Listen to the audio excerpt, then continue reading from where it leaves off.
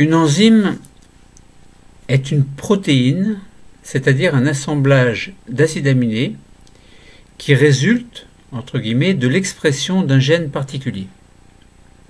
Une enzyme, a pour rôle de biocatalyser une réaction, un substrat molécule de départ, sous l'action d'une enzyme biocatalytique, pourra donner un produit. Alors nous avons vu dans un autre cours que l'enzyme se retrouve intacte à la fin de la réaction. Une enzyme, en fait, si on reprend un petit peu ce que nous avions vu, on a un substrat, on met une enzyme dans le milieu. Cette enzyme va se fixer sur le substrat pour former un espèce de complexe enzyme-substrat. Donc la fixation se fait au niveau d'un site de fixation. Et ensuite, cette enzyme va biocatalyser la transformation du substrat en produit. Donc on aura toujours la formation, enfin la liaison de l'enzyme grâce à un site de fixation, donc au niveau du produit, puisque le substrat donne le produit. Donc si on a substrat plus enzyme donne enzyme-substrat, formation du complexe, eh bien au niveau du site de catalyse, eh bien le substrat deviendra le produit. Mais ES, EP, on garde ce EP. C'est-à-dire que l'enzyme est toujours fixée sur le produit.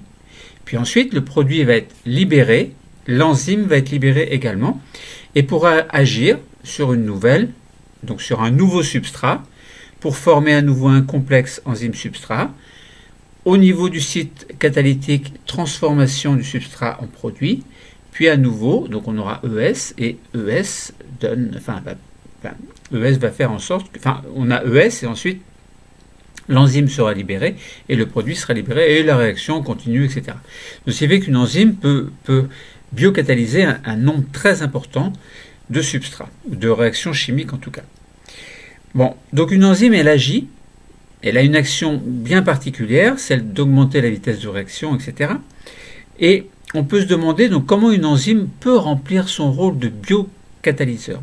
Alors on a parlé de site de fixation sur le substrat, de site catalytique, c'est le site au niveau duquel il va y avoir la réaction particulière qui va permettre la transformation du substrat en produit.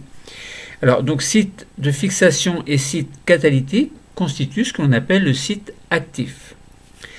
Alors les enzymes sont des macromolécules qui ont la propriété de catalyser une réaction chimique, donc biochimique, puisqu'on est dans, on parle de l'activité dans le vivant, donc au niveau cellulaire, il y a un métabolisme, et dans ce métabolisme, il y a un très grand nombre de réactions chimiques, et la plupart se font sous l'action d'une enzyme biocatalytique, c'est-à-dire qui va biocatalyser, catalyser quelque chose dans le vivant, d'où le terme de biocatalytique. Donc les réactions ne se font pas la plupart du temps spontanément, il faut l'action d'une enzyme. Alors, donc, elles ont la propriété de catalyser une réaction chimique, c'est-à-dire elles ont la capacité d'accélérer la transformation d'un substrat sans intervenir dans le bilan de la réaction chimique. Alors, ça veut dire quoi? Eh bien, ça veut dire qu'on a S plus E donne SE, donne ensuite SP, puis le produit est libéré, l'enzyme est libérée. C'est comme si on faisait S, c'est comme si on avait une réaction qui se généralisait, qui se simplifiait par S donne P. Le substrat donne le produit. Donc, en quelque sorte, l'enzyme est est un petit peu le fantôme de la réaction. Elle agit, mais de manière tout à fait discrète, alors discrète entre guillemets, si on fait le bilan d'une réaction. Bon, donc comment est-ce qu'une enzyme peut agir? Comment est-ce qu'elle peut remplir son rôle de biocatalyseur? Alors on a dit, évidemment, il y a le site actif, c'est-à-dire le site qui est à la fois qui contient le site de fixation et le site de catalyse. Alors le site de fixation, il est très très très spécifique. Ça veut dire qu'un substrat va se fixer sur une enzyme particulière et pas sur une autre enzyme, et vice-versa. les enzymes ont leur substrat. Hein, donc tout se fait de manière spécifique. Par exemple, une amylase ne va agir, par exemple, que sur l'amidon pour permettre la libération de molécules de glucose. Autrement dit, on aurait par exemple amidon plus amylase, donne le complexe amidon-amylase qui sont fixés entre eux au niveau du site de fixation de l'enzyme. Puis, au niveau du site catalytique, il y a transformation de l'amylase en petites molécules qui vont être découpées, alors des dextrines, puis du maltose, puis du glucose enfin. Donc le glucose constitue le produit en quelque sorte. Et ensuite, l'amylase va être libérée, va être libre, et va pouvoir agir à nouveau sur une nouvelle molécule d'amidon, par exemple. Alors, l'amylase, c'est une protéine qui va pouvoir s'associer au substrat, et son substrat, par exemple, ça peut être l'amidon. Mais si on n'avait pas d'amidon, et si on avait par exemple uniquement des dextrines ou du maltose, l'action pourrait se faire également. Bon, comme activité pratique, on peut s'amuser à l'aide d'un logiciel de visualisation moléculaire. On peut étudier le modèle de l'amylase pancréatique. Alors, amylase, amidon, amylase, bon, amidon, amylase. Bon, ça fait penser à amylase salivaire. La salive contient une enzyme que l'on appelle l'amylase salivaire. Mais le pancréas possède également une amylase que l'on appelle une amylase pancréatique. Alors, ce qui fait que lorsque tout n'est pas digéré dans la bouche et dans l'estomac, les molécules de glucides de type amidon, dextrine, etc., qui ne sont pas digérées dans l'estomac, vont arriver dans l'intestin. Et comme dans l'intestin, l'amylase pancréatique est libérée par le pancréas, eh bien, on peut s'amuser à étudier le modèle moléculaire de cette amylase pancréatique. Alors, on va faire une exploration de cette amylase. Alors, exploration, ça veut dire qu'il faut appliquer différents traitements, donc coloration et mode de représentation des atomes. Il faut aller, par exemple, sur un logiciel. Alors, LibMol, par exemple, bon, c'est pas toujours très pratique, mais on peut réussir à visualiser relativement correctement la molécule. Donc, je vous invite à taper LibMol, L-I-B-M-O-L, et puis à télécharger une molécule de l'amylase pancréatique et puis de l'ouvrir dans le logiciel. Alors je ne le montre pas ici, hein, moi j'ai les documents devant moi, faites-le en parallèle, écoutez mon explication si vous le souhaitez, ou essayez de faire simplement comme vous souhaitez selon votre niveau. Là par exemple je vous propose d'explorer le modèle de la manière suivante. Donc vous allez appliquer différents traitements, coloration et mode de représentation des atomes, coupe, sélection partielle du modèle moléculaire, etc. afin de, premièrement, vous allez essayer de déterminer quel type de molécule il s'agit, enfin de quel type de molécule il s'agit et quelle est sa constitution. Alors quel type de molécule? Vous allez voir que c'est une protéine, et cette protéine, elle est constituée d'un assemblage d'acides aminés, alors non de manière linéaire, mais de manière à former donc l'ensemble des acides aminés, du fait de leurs propriétés originales pour chacun. Eh bien, il va y avoir un repliement de cette structure primaire qui provient directement de la traduction d'un ARN messager particulier, donc d'un gène particulier. Et la traduction donc donne cette protéine qui va prendre, à mesure qu'elle est biosynthétisée, eh bien donc traduite au niveau de l'ARN messager, donc va prendre une structure en 3 dimensions. Donc premièrement, déterminer de quel type de molécule il s'agit et quelle est sa constitution. Alors je vous le dis, c'est une protéine constituée d'acides aminés. Ce serait bizarre si la protéine n'était pas constituée d'acides aminés, ce ne serait pas une protéine. Bon, je vous le dis, mais maintenant il faut le voir sur le logiciel. Deuxièmement, essayez de voir sa forme tridimensionnelle, essayez de comprendre comment cette structure est obtenue et maintenue. Donc je vous ai dit, visualiser la forme tridimensionnelle, donc on a une unité en 3 dimensions, et puis il y a des acides aminés qui ont des structures différentes évidemment, même s'il y a un noyau commun acide aminé, donc les acides aminés il y en a une vingtaine, mais chacun a une propriété originale qui va faire que chaque acide aminé à côté d'un autre acide aminé va induire à la structure primaire une certaine forme qui au final, suite à la dernière liaison peptidique qui va se former en fin traduction, juste avant le codon stop, eh bien, la structure globale en 3 dimensions sera terminée, en quelque sorte. Et l'enzyme, donc, va aller agir à tel ou tel endroit du corps pour, dans ce cas-là, par exemple, biocatalyser la réaction de l'amidon au final, molécule de glucose, en une molécule de glucose au final, sans compter les intermédiaires. Donc voilà, donc visualiser la forme tridimensionnelle, donc deuxièmement, visualiser la forme tridimensionnelle et comprendre comment la structure est obtenue et maintenue, surtout. Visualiser comment l'enzyme interagit avec son substrat. Donc là, si vous regardez bien, donc vous allez pouvoir afficher en sphère et coloration de l'amylase par acide aminé. Vous allez pouvoir faire des sphères, et au niveau de ces sphères, vous allez voir des acides aminés lorsque vous cliquez là où il faut sur le logiciel LibMol. Donc, tâtonnez un petit peu, cherchez un petit peu. Vous allez pouvoir faire un affichage en ruban, coloration par chaîne, affichage des liaisons hydrogènes et par exemple des ponts disulfures. Donc là, vous allez voir les ponts disulfures qui apparaissent en jaune et les liaisons hydrogènes qui vont apparaître par exemple en bleu. Donc vous avez des liaisons hydrogènes qui sont des liaisons faibles qui ne sont pas covalentes. Les liaisons fortes sont covalentes, les liaisons faibles ne sont pas covalentes. Donc vous avez des liaisons faibles non covalentes entre des acides aminés différents.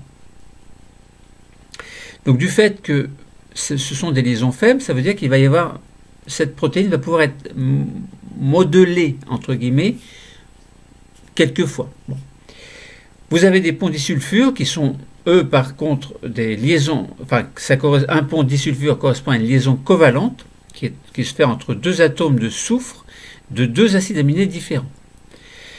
Vous allez pouvoir afficher également en sphère coloration de l'amylase par acide aminé et affichage du substrat. Vous allez pouvoir vous allez pouvoir vous apercevoir que le substrat est à un endroit bien précis, une espèce de petit renfoncement au niveau de la molécule globale, et donc ce substrat va se fixer au niveau du site de fixation.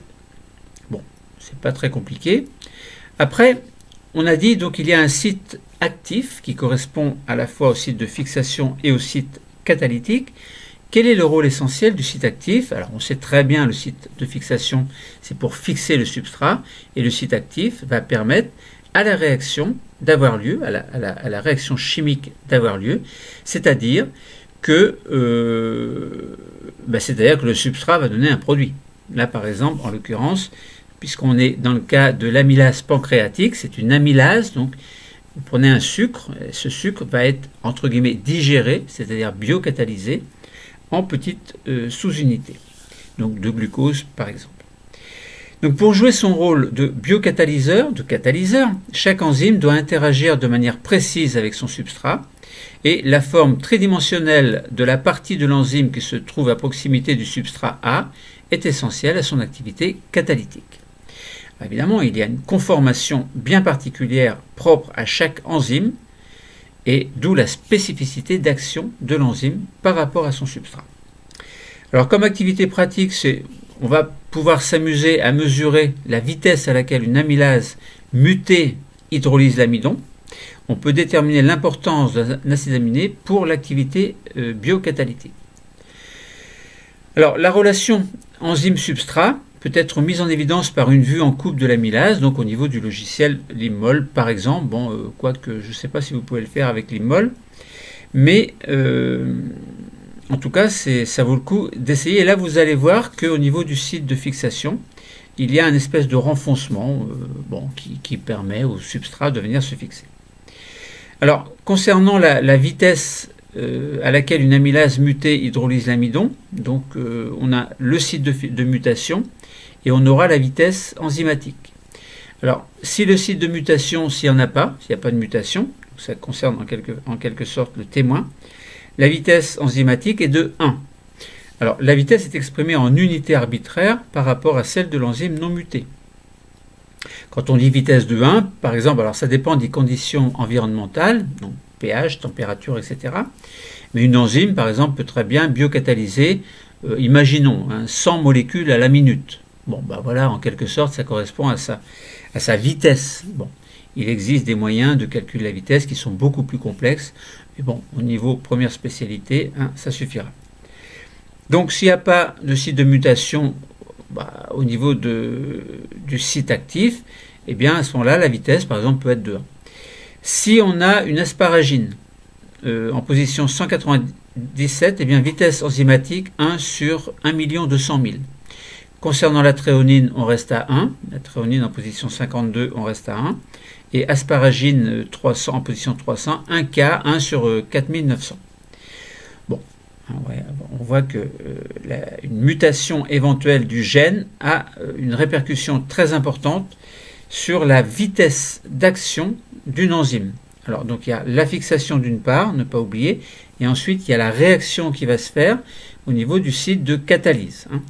Et là, la vitesse de réaction, ça joue un petit peu sur ce site de catalyse qui va faire en sorte que, même au niveau de la fixation, en fait, hein, ça dépend si la mutation se fait au niveau du site de fixation ou au niveau du site de catalyse. Bon. Voilà, donc on peut repérer la position de ces acides aminés sur le modèle moléculaire de l'amylase afin d'interpréter ces résultats qui correspondent à des vitesses. Donc dans le site actif, les acides aminés ont des rôles précis et essentiels.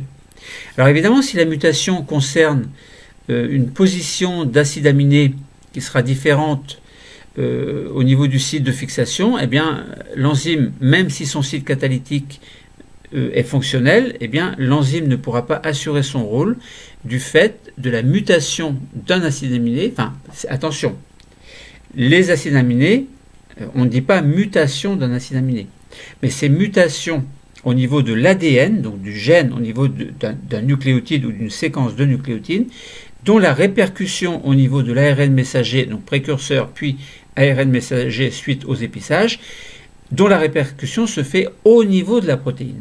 Donc par défaut de langage, on dit mutation d'un acide aminé. Mais non, ce n'est pas mutation d'un acide aminé. C'est mutation, enfin un acide aminé est remplacé par un autre suite à une mutation au niveau du gène particulier. Bon, voilà, hein, c'est clair. Donc là, il peut m'arriver de dire mutation d'un acide aminé, ce qui est faux, mais bon, défaut de langage, on ne va pas dire que c'est tout à fait faux. On a compris pourquoi.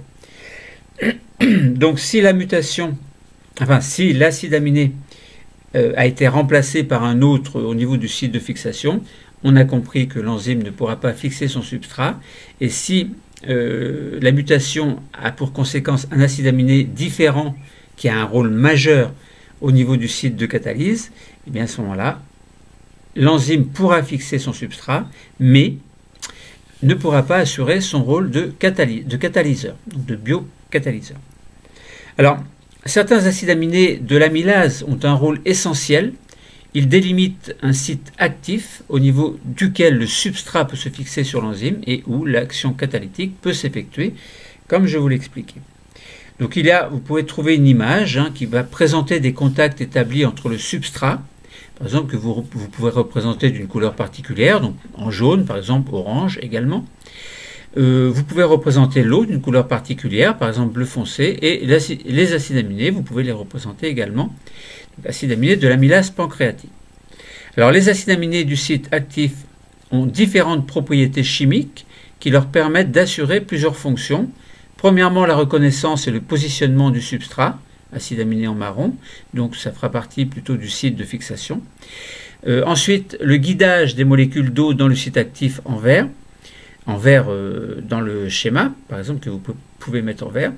Ensuite, la réaction chimique d'hydrolyse des liaisons entre les unités de glucose en rouge. Et enfin, la libération des produits de la réaction que l'on pourrait mettre ici en bleu clair. Donc, vous voyez, il y a un petit mélange de ce qu'on représente dans le modèle moléculaire, l'IMMOL par exemple, et on peut voir à la fois le rôle de l'enzyme, c'est celui de fixer puis de catalyser une réaction fixée au niveau du site de fixation, catalysée au niveau du site de catalyse, et l'ensemble des deux forme ce que l'on appelle le site actif.